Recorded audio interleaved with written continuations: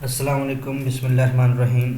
اچھا، آج کا جو ہمارا کنسیپٹ ہے، ہم دیکھیں گے اسکریپ نا پروڈکٹ کا جو ہے اس کو پروڈکٹ کو اسکریپ میں کیسے ایڈ کر سکتے ہیں۔ سپوز کر لیں کہ کوئی اگر پروڈکٹ ہے وہ ڈیفیکٹڈ ہے، ٹھیک ہے، کوئی خرابی ہے، یہ آپ آڈو کی ڈاکومنٹیشن سے بھی دیکھ سکتے ہیں۔ اس کو گو تھرو کرتے رہا کریں تاکہ آپ کو سمجھ آئے اور یہ کنسیپٹ بھی چیزوں کا بھی اور بزنس فلو پتہ چلے کون سی چیز۔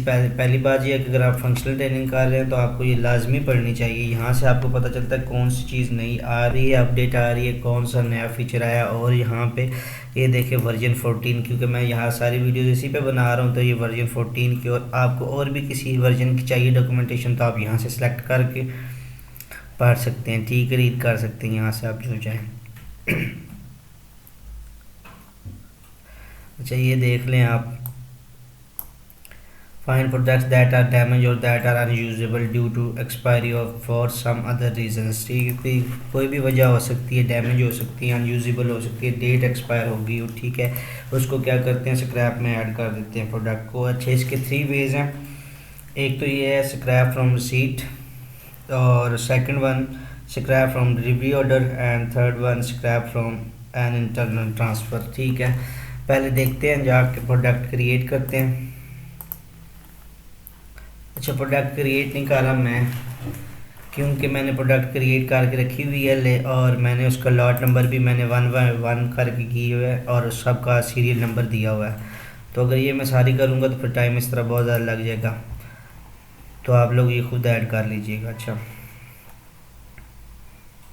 ایک تو یہاں پہ آپ آپریشن پہ کلک کریں گے، یہ اسکریپ کا جو آپشن آ رہا ہے اس پہ آپ کلک کریں گے تو یہاں سے آپ کریٹ کر سکتے ہیں اسکریپ۔ پروڈکٹ سلیکٹ کرنا ہے، یہاں سے بیگ ہے، ٹھیک ہے، یہ دیکھیں لاٹ اینڈ سیریل نمبر بھی آ گیا ہمارے پاس۔ لیٹس سے یہ میں 1 سیریل نمبر 1، ٹھیک ہے، اس کو میں اسکریپ کرنا چاہتا ہوں، سیو کروں گا۔ کوانٹٹی بھی یہاں سے آپ لکھ سکتے ہیں، ٹھیک ہے، یہاں سے کوانٹٹی 1 ویلیڈیٹ کروں گا، یہ ہوگی جی اسکریپ میں، ٹھیک ہے۔ اور ہمارے پاس ابھی یہ پروڈکٹ کے اندر سے ریکارڈ بھی کام ہو چکا ہوگا کہ ہمارے پاس کوانٹٹی 4 رہ گئی ہے، کہ ایک پروڈکٹ جو ہے ہماری ڈیفیکٹیو نکلا ہے، یہ ڈیٹ ایکسپائر ہوگی، واٹ ایور جو بھی پرابلم ہوئی اس کے ساتھ۔ یہ دیکھیے اس ریکارڈ میں بھی آ گیا، ٹھیک ہے۔ اور دوسرا طریقہ یہ ہے، ایک اور سیل آرڈر کے ذریعے ہم کر کے دیکھتے ہیں اس کو، سوری ڈلیوری آرڈر کے ذریعے۔ یہاں سے ہم نام اس کا لکھیں گے، یہاں سے علی،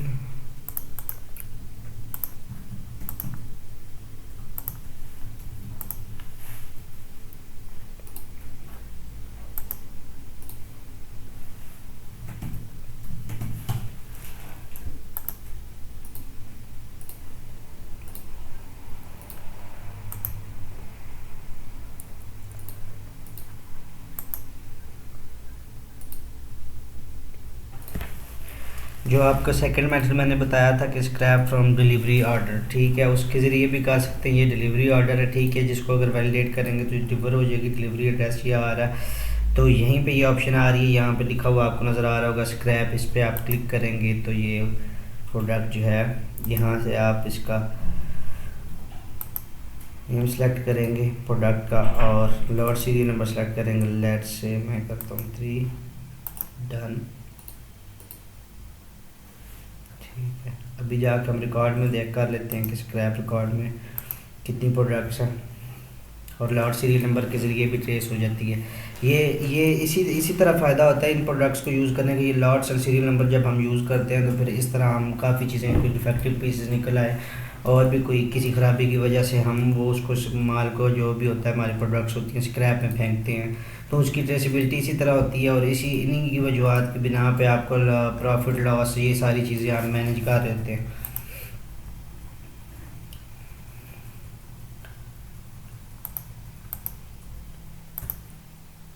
یہ دیکھیں، ٹھیک ہے۔ اب اور جو تھرڈ ون ہے وہ آپ خود کر لیجئے گا، اگر نہ سمجھ آئے، پہلی بات ہے یہ آپ کو میں ایک ایز اے ٹاسک اسائن کر رہا ہوں کہ اسکریپ فرام ریسیٹ آپ نے یہ کرنا ہے، اور اگر نہ سمجھ آئی تو پھر بتائیے کہ کمنٹ سیکشن میں ضرور کمنٹ کیجیے گا۔ اپنا خیال رکھیے گا، اللہ حافظ، السلام علیکم۔